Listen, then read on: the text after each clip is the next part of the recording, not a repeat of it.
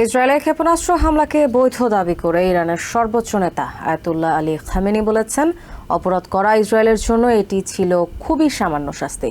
শুক্রবার 5 বছরের মধ্যে এই প্রথম জুমার খুতবায় দেয়া বক্তব্যে তিনি বিশ্বব্যাপী মুসলমানদের এক হওয়ার বার্তা দেন। খামেনি বলেন, Palestine, Lebanon, Egypt, Iraq, Syria ও ইয়েমেনের এক শত্রু এক।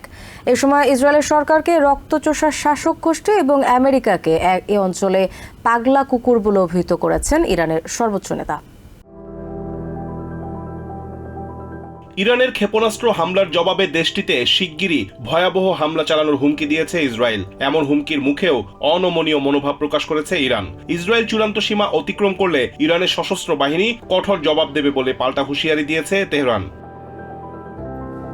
ইরানের সর্বোচ্চ নেতা আয়াতুল্লাহ আলী খামেনি বলেছেন, ইসরায়েল বেশি দিন টিকবে না। শুক্রবার ইরানের রাজধানী তেহরানের ইমাম খোমেনি গ্র্যান্ড মুসল্লা মসজিদে জুমার নামাজের খুতবায় এ কথা বলেন খামেনি। প্রায় 5 বছরের মধ্যে এই প্রথম জুমার খুতবা দিলেন তিনি। খুতবায় ইসরায়েলে ইরান যে ক্ষেপণাস্ত্র হামলা চালিয়েছে তার যৌক্তিকতা তুলে ধরেন খামেনি। তিনি বলেন, এই হামলা আইনসম্মত, এই হামলা বৈধ।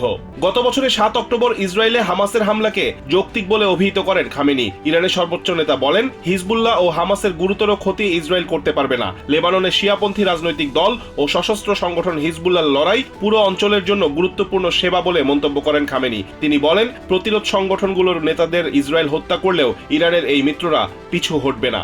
আঞ্চলিক যুদ্ধের যে আশঙ্কা তাকে বাস্তব বলে মনে করছেন খামেনি, তাই তিনি মুসলমানদের ঐক্যবদ্ধ হওয়ার আহ্বান জানিয়েছেন। খামেনি বলেন, মুসলিম দেশগুলোকে তাদের সর্বজনীন শত্রুর বিরুদ্ধে প্রতিরক্ষা প্রস্তুত করতে হবে। এদিকে ইসরায়েল ইরানের ক্ষেপণাস্ত্র হামলার পর উত্তপ্ত হয়ে ওঠা মধ্যপ্রাচ্যে যুদ্ধ ছড়িয়ে পড়ার আশঙ্কা করছেন বিশ্লেষকরা। জন হপকিন্স ইউনিভার্সিটির ইন্টারন্যাশনাল অ্যাফেয়ার্সের প্রফেসর ভালি নাসার সিএনএনকে বলেন, মধ্যপ্রাচ্যের সংঘাত এড়াতে গুরুত্বপূর্ণ ভূমিকায় থাকবে আমেরিকা। চলমান মূল্যস্ফীতি পরিস্থিতিতে আন্তর্জাতিক নিষেধাজ্ঞা ইরানকে পারমাণবিক সক্ষমতা অর্জনে আরো মরিয়া করে তুলবে বলে আশঙ্কা করছেন অর্থনীতিবিদ জাভেদ সালেহি ইসফাহানি।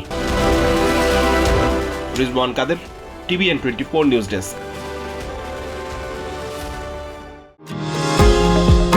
নিউ ইয়র্ক থেকে সম্প্রচারিত টিভিএন 24 টেলিভিশন বিশ্বজুড়ে বাঙালির কণ্ঠস্বর।